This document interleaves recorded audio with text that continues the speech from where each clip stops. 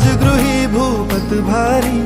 અરજી અવધારો મારી કચ્છપ લંછન ના ધારી અરજી અવધારો મારી મારે બનવું આત્મરામી પરમ પદને પામી નમો અંતર્યામી મુનિ સુરત સ્વામી નમો અંતર્યામી મુનિ સુરત સ્વામી